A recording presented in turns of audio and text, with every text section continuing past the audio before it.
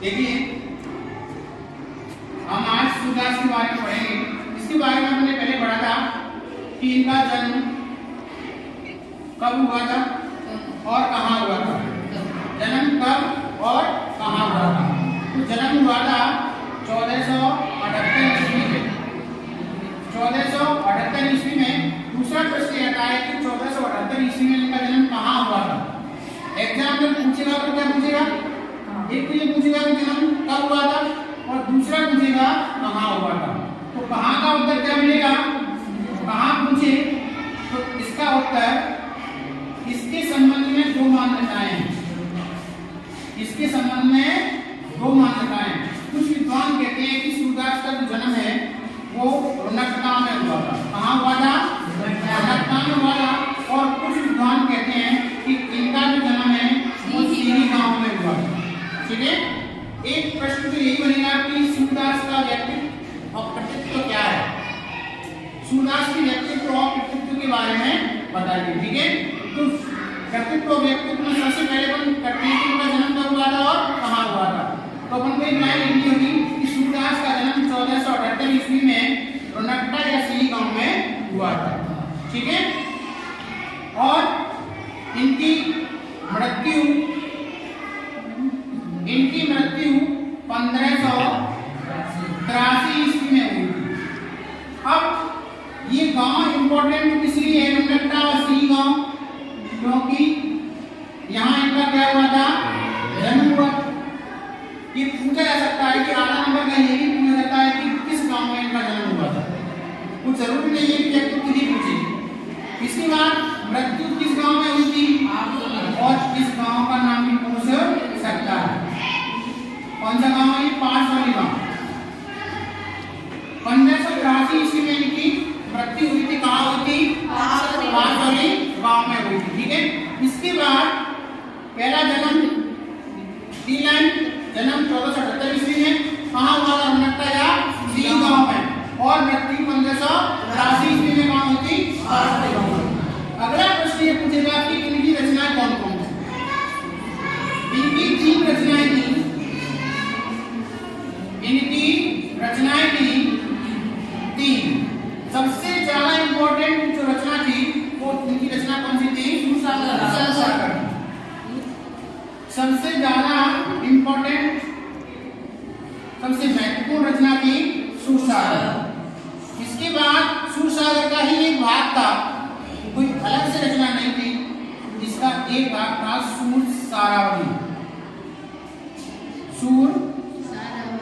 सारावली। और तीसरी रचना थी साहित्य लहरी। साहित्य ये भी इनकी एक रचना थी। ये 3 रचनाएं हैं, सूरसागर, सूरसारावली और साहित्य लहरी। ठीक है। इसके बाद चर्चा आती है कि सूरदास जो थे वो अष्टशास्त्र के सबसे महत्वपूर्ण कवि थे।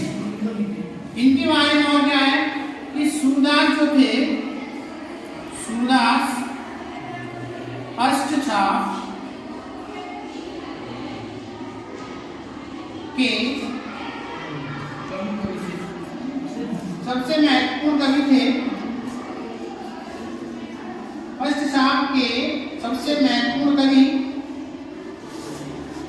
सूरदास। उसके बाद प्रश्न आता है कि इनके गुरु का नाम क्या था। गुरु का नाम क्या था? इनके गुरु थे वल्लभाचार्य। कौन थे? वल्लभाचार्य इनके गुरु थे। सबसे ज्यादा इन्होंने श्रृंगार और वात्सल्य के बारे में लिखा है। इसके बारे में श्रृंगार और वात्सल्य के बारे में लिखा है। वात्सल्य किस तरह बना है? इसमें वात्सल्य तो मूल शब्द है और यह क्या लगा हुआ है? प्रत्यय। यह प्रत्यय के बारे में मैंने आपको बताया था कि यह प्रत्यय जिस शब्द के अंत में लगता है वो आगे भी चेंज करता है। जो वह वो आ हो जाएगा और इसके अंत में जो अ लगा है वो हट जाएगा, स्वयं जुड़ जाएगा, शब्द बन जाएगा वात्सल्य। अब वात्सल्य होता क्या है? वात्सल्य होता है बड़ों का छोटों के प्रति प्रेम, बड़ों का छोटों के प्रति प्रेम क्या कहलाता है? वो वात्सल्य कहता है। एक बार एक प्रश्न पूछा गया था, एक बार एक प्रश्न पूछा गया था कि गोपियों की विरह अवस्था किस रस में आती है? गोपियों की विरह अवस्था किस रस में आएगी? श्रृंगार में। लेकिन श्रृंगार के भी दो भाग होते हैं, संयोग श्रृंगार और वियोग श्रृंगार। अगर वहां पर वियोग श्रृंगार नहीं है, ओनली श्रृंगार दे रखा है, तब भी हमारा उत्तर सही होगा। लेकिन अपन को पता है, इसलिए अपन लिखते क्या आएंगे? वियोग श्रृंगार लिखते हैं। कौन सा श्रृंगार? नायक और नायिका का मिलन संयोग, और नायक और नायिका का बिछड़ना वियोग कहलाता है। नायिका का सजना, तैयार होना श्रृंगार है, एक रस है। श्रृंगार क्या है? रस है। ठीक है। सूरदास का जन्म हो गया, मृत्यु हो गई, रचनाएं हो गई, और एक प्रश्न बनता है इनकी भाषा से। तो भाषा से संबंधित यदि प्रश्न पूछा जाए तो भाषा कौन सी हो जाएगी? ब्रज भाषा। कौन सी भाषा? ब्रज भाषा। आपकी बुक में दे रखा है कि जन्म 1478 ईस्वी में कहाँ हुआ था? एक तो है कि इनकी मान्यता के अनुसार मथुरा के निकट रुन्नट्टा, और रुन्नट्टा को ही गैरवा कहते हैं। कुछ लोग ये कहते हैं कि नहीं, एक मान्यता है कि इनका जन्म सीव गांव में हुआ था। ठीक है। अष्टचाप के कवियों में सबसे महत्वपूर्ण स्थान हो गया इनका, और मृत्यु हो गई आपकी पारसौली गांव में, रचनाएं हो गई। इसके बाद वात्सल्य और श्रृंगार के श्रेष्ठ कवि माने जाते हैं ये। ठीक है। हमारे क्लास में, हमारी जो कक्षा 10 है, इसमें हमारे कुछ सूरदास के पद लगे हुए हैं। कितने पद दे रखे हैं? 4 पद दे रखे हैं। कक्षा 10 में एनसीईआरटी की जो बुक है उसमें 4 पद दे रखे हैं। इन पदों को हम एक एक करके पढ़ते हैं। ठीक है। अपनी बुक निकालो और देखिए अपनी बुक में पहला पद जो दे रखा है, इस पद में बताया गया है कि कृष्ण ने मथुरा जाने के बाद, जब कृष्ण मथुरा चले गए थे, उसके बाद गोपियां उनका इंतजार करती हैं कृष्ण कब लौट के आएंगे। लेकिन कृष्ण स्वयं न लौट के अपने संदेशों को उद्धव के माध्यम से भिजवाते हैं, और उद्धव के जरिए गोपियों के पास जो संदेश भेजा गया है उसका इसका वर्णन किया गया है। उद्धव ने निर्गुण ब्रह्म एवं योग का उपदेश देकर गोपियों की विरह वेदना को शांत करने का प्रयास किया है। देखते हैं पद। पहला पद है जिसमें कहा गया है, ऊदो तुम हो अत बड़ भागी, ऊदो तुम हो अत बड़ भागी, अपरस रहत स्नेह तगाते नाहिन मन अनुरागी, पुरैन पात रहत जल भीतर तारस देह न दागी, ज्यों जल महा तेल की गागर बूंदनता को लागी। देखते हैं भावार्थ देखते हैं।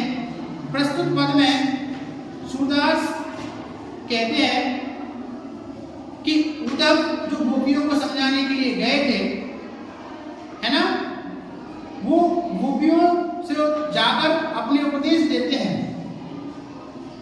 तो गोपियां उनकी बातों का जवाब देती हैं। उद्धव गोपियों को समझाते हैं और कहते हैं कि तुम्हारा जो कृष्ण है वो तुम्हें दुख देकर गया है, उसको भूल जाइए और निर्गुण ब्रह्म की उपासना कीजिए।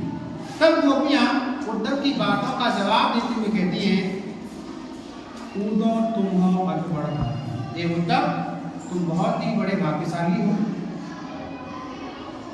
तुम भाग्यशाली क्यों हो? अपरस रहत स्नेह तगाते, क्योंकि आप स्नेह रूपी धागे से, तगा कहते हैं धागा, स्नेह रूपी धागे से आप अपरस हो। अपरस का मतलब क्या होता है? अपरस, अपरस इसमें ऑप्शन कौन सा है? और परस माने छूना, माने नहीं, यानी कि अछूता। ठीक है, तुम इसलिए रूपी धागे से अछूते हो, यानी कि तुम प्रेम रूपी धागे में बंधे नहीं, प्रेम रूपी बंधन में बंधे नहीं, और ना ही मन अनुरागी, और ना ही तुम्हारा मन किसी पर आसक्त हुआ है, ना ही तुमने किसी से प्रेम किया है। पुरैन पात रहे जल भीतर, जिस प्रकार से कमल का पत्ता जल के भीतर रहता है, उसके भीतर रहने के बावजूद उस पर पानी की एक बूंद नहीं रुकती है, उसी प्रकार तुम्हारे ऊपर भी प्रेम का कोई प्रभाव नहीं पड़ा है। जिस प्रकार तुम कृष्ण के साथ रहे, कृष्ण प्रेम करते थे, लेकिन तुम्हारे ऊपर तो कोई प्रभाव नहीं पड़ा है, उसी प्रकार तुम्हारे ऊपर प्रेम का प्रभाव नहीं पड़ा है। जिस प्रकार एक पत्ता कमल का पानी के अंदर रहता है, उस पर पानी की एक बूंद नहीं मिलती है, उसी प्रकार तुम भी कृष्ण के साथ रहते हो, कृष्ण के साथ रहते भले हो, लेकिन कृष्ण की प्रेम रूपी बातों का तुम्हारे ऊपर कोई प्रभाव नहीं पड़ा है। उद्धव के विवाह की तुलना करिए, एक तो इससे दी गई है कि जिस प्रकार कमल का पत्ता पानी के भीतर रहेगा, उस पर पानी की एक बूंद नहीं लगती है, उसी प्रकार उद्धव तुम्हारे ऊपर भी कृष्ण की प्रेम की बड़ी बातों का कोई प्रभाव नहीं पड़ा है। दूसरी तुलना ये करी है, ज्यों जल माह तेल की गागर, अगर तेल से चुपड़ी गागर को, एक मटकी को अगर पानी में डाल दिया जाए तो उस पर पानी एक बूंद नहीं ठहरती है, उसी प्रकार तुम्हारे ऊपर भी प्रेम भरी बातों का कोई प्रभाव नहीं पड़ा है। ज्यों जल माह तेल की गागर बूंदन तापों लागी, उस पर एक भी बूंद नहीं लगती है, उसी प्रकार तुम्हारे ऊपर भी इन बातों का कोई प्रभाव नहीं पड़ता है। इसलिए उद्धव तुम बहुत ही बड़े भाग्यशाली हो। गोपियां उद्धव को उलाहना देती हैं, ये व्यंग करती हैं, व्यंग रूप में कह रही है कि तुम बड़े भाग्यशाली हो, लेकिन असल में तो कहना चाहती है कि तुमसे बड़ा तो कोई है ही नहीं। एक प्रश्न मिलेगा कि गोपियों ने उद्धव को भाग्यशाली क्यों कहा है? वास्तविक रूप से वो भाग्यशाली नहीं कह रही है, वो तो व्यंग कह रही है, उलाने मार रही है, बहुत बड़े भाग्यशाली है ना। प्रीत नदी में पाँव न बोरे हो, दृष्टि न रूप पर आ गई। तुमने प्रेम रूपी नदी में पैर नहीं रखा और न ही अपनी दृष्टि दूसरों पर डाली। सूरदास अबला हम मोरी गुरु चाटी क्यों पागी। सूरदास कह रहे हैं कि गोपियां कह रही हैं कि हम जो गोपियां हैं वो भोली वाली कमजोर हैं, हम तो श्री कृष्ण के प्रेम की जाल में उसी प्रकार फंस गए हैं जिस प्रकार से चींटियां पगे गुड़ में मीठे के लालच में धस जाती हैं और काफी प्रयत्न करने के बाद नहीं निकल पाती हैं, उसी प्रकार हम भी श्री कृष्ण से एक कृष्ण प्रेम करते हैं। हम प्रेम श्री कृष्ण के प्रेम के बंधन में बंधे हुए हैं, तुम्हारी बातों का हमारे ऊपर कोई प्रभाव नहीं पड़ेगा, हम तो गोपियां भोली वाली हैं। समझ में आ गया होगा? ठीक है, अगर यहाँ से कोई प्रश्न आए तो गलत नहीं होना चाहिए। अब प्रश्न कैसे पूछ सकता है इसमें से? शब्दार्थ दे दे आपको, पूछे अपरस क्या होता है? अछूता। और आपसे पूछ ले स्नेह तगा में कौन सा अलंकार है? स्नेह रूपी धागा। तगा क्या होता है? धागा। तो जहाँ रूपी होता है वहाँ रूपक अलंकार आएगा, हालांकि तुम्हारे सिलेबस में अलंकार नहीं है, अगर पूछ ले तो बता देंगे रूपी रूपी जहाँ होता है वहाँ रूपक अलंकार होता है। इसके बाद ये प्रश्न पूछ सकता है कि गोपियों ने उद्धव के व्यवहार की तुलना किस किस से की है? एक तो तेल से चुपड़ी गागर से और एक कमल के पत्ते से। इन दोनों की विशेषता ये होती है कि इन पर पानी की एक भी बूंद नहीं ठहरती। ठीक है, इसके बाद दूसरा पद दे रखा है, श्री कृष्ण से गोपियां एक कृष्ण प्रेम करती थी, उनकी आस थी, उनको उम्मीद थी कि श्री कृष्ण एक दिन आएंगे और उनका हालचाल पूछेंगे कि श्री कृष्ण के बिना उन्होंने अपने जीवन किस तरह व्यतीत किए, लेकिन हुआ इसके विपरीत।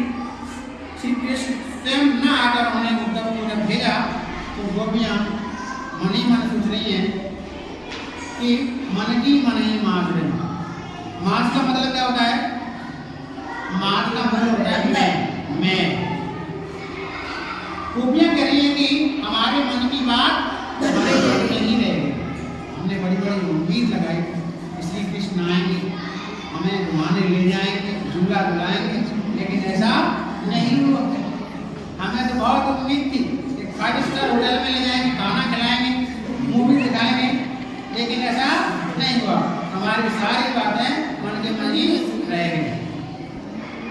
कहिए जाए कौन पे उद्धव, आप बताइए हम अपनी इस मन की बात को किससे कहें? हमें न्योता दे रहे थे वो आएंगे जाएंगे खाएंगे, लेकिन ये बात हमारे मन के अंदर ही रह गई। इन बातों को किससे कहें? ना ही पर कहें।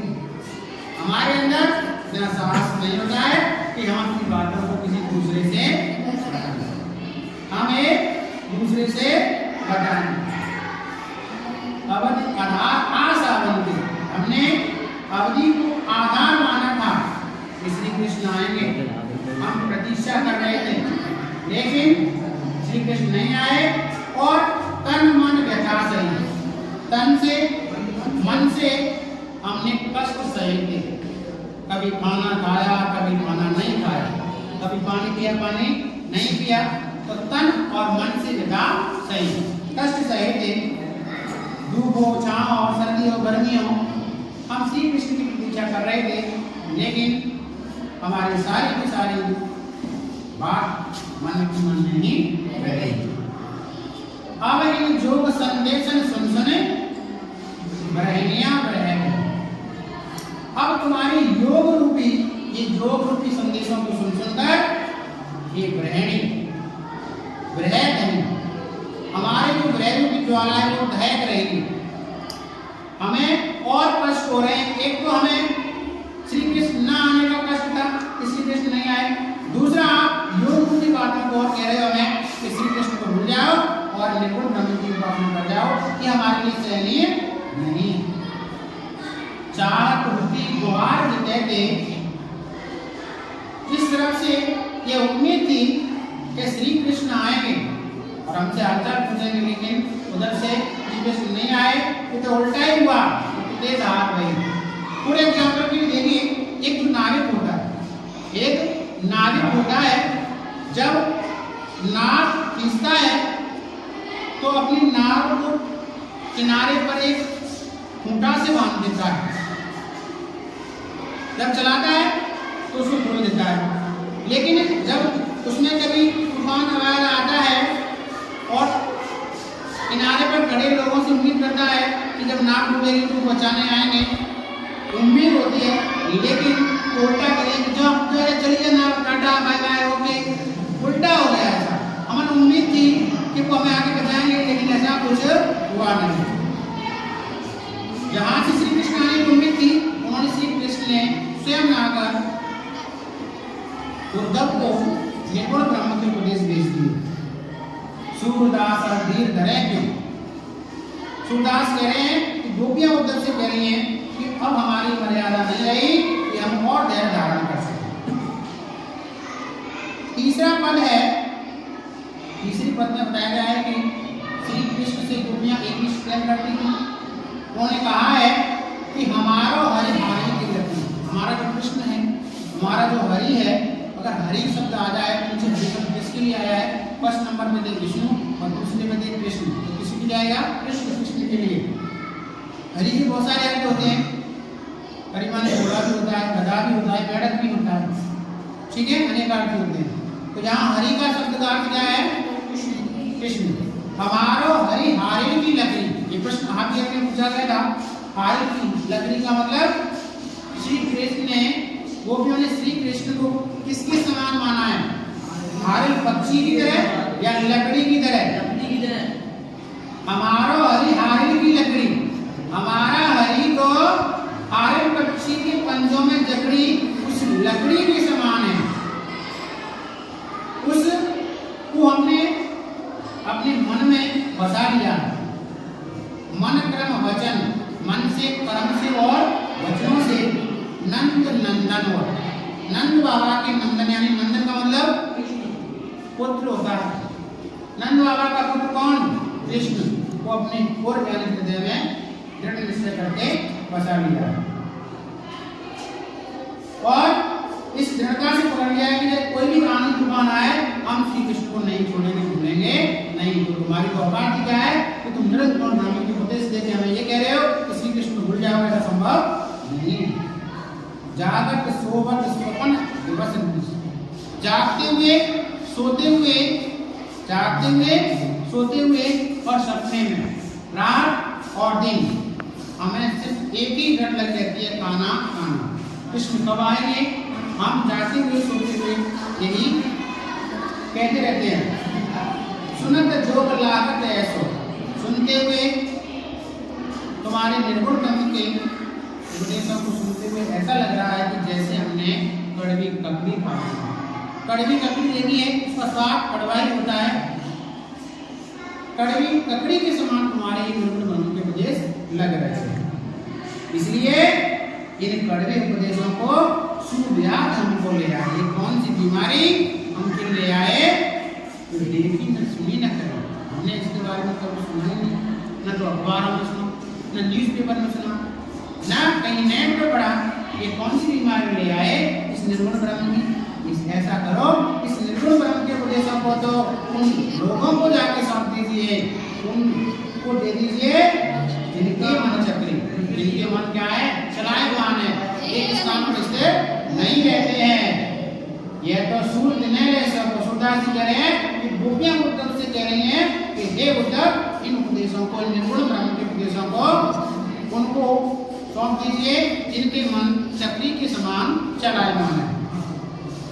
आगे के पद में गोपियों ने बताया है कि श्री कृष्ण मथुरा जाकर गोपियों को भूल गए हैं और उन्होंने राजनीति पढ़ ली है। राजनीति पढ़ ली है, इसका आवाज, इसका अनुमान इससे होता है कि उन्होंने स्वयं न आकर उद्धव को हमारे पास भेज दिया है। हरि है राजनीति पढ़े आए, हरि ने राजनीति पढ़ ली है, राजकाट का ज्ञान कर लिया है, समुद्र घाट कैद मत करके। उनकी इस राजनीति का, बड़ी बुद्धि का अनुमान इससे लगाया सकता है। मधुकर शब्द किसके लिए आया है? मधुकर माने घोड़ा होता है, लेकिन मधुकर शब्द आया किसके लिए? उद्धव के लिए आया है। समाचार शब्द आए उद्धव के द्वारा, जब समाचार कहे कि श्री कृष्ण को भूल जाओ, इस बात से पता चलता है कि श्री कृष्ण कितनी राजनीति पढ़ ली है। एक अर्थ चतुर होते पहले से, एक तो पहले से ही चतुर थे, दूसरा उन्होंने मथुरा जाकर गुरु ग्रंथ और पढ़ ली। बड़ी बुद्धि जानी जो उनकी बड़ी बुद्धि जो है उसमें वृद्धि हो गई है, इसका अनुमान इससे लगाया जा सकता है। तो उन्होंने उद्धव के द्वारा हमको योग संदेश भिजवाए। उद्धव भले लोग आगे के, पुराने जमाने के लोग अच्छे थे कि एक दूसरे की परेशानी में सहायता करते थे, पर अहित ढूंढ बताए, दूसरों की भलाई के लिए एक स्थान से दूसरे स्थान पर जाते रहते थे। अब अपने मन फेर पाए हम चलत जुए होते। अब हम आपसे एक ही प्रार्थना करते हैं कि हमारे उस मन को वापस लौटा दीजिए। कृष्ण से जाकर कह दो कि जिन्होंने जब वो मथुरा चले गए, जाते वक्त हमारा जो मन चुरा लिया था, उस मन को हमारे को वापस लौटा दीजिए। ते क्यों अनित करें आपन, ते क्यों अनित करें आपन जी, और वो कृष्ण हमारे साथ अन्याय क्यों कर रहे हैं? जिन्होंने अन्याय करते हुए, अन्याय करने वाले राक्षस राजाओं का अंत किया था, आज वो हमारे साथ अन्याय क्यों कर रहे हैं? राज धर्म तो यह सूर जो प्रजा न जा सकता है। राजा का धर्म तो ये होता है कि जिस राजा के दरबार में, उसके शासन में कोई व्यक्ति दुखी न रहे, निर्दोष को सताया न जाए, ये राजा का धर्म होता है। ये धर्म नहीं है कि उसको सताया जाए। ठीक है, समझ में आ गया होगा? ठीक है, इसको एक बार पढ़ना। आज के लिए धन्यवाद।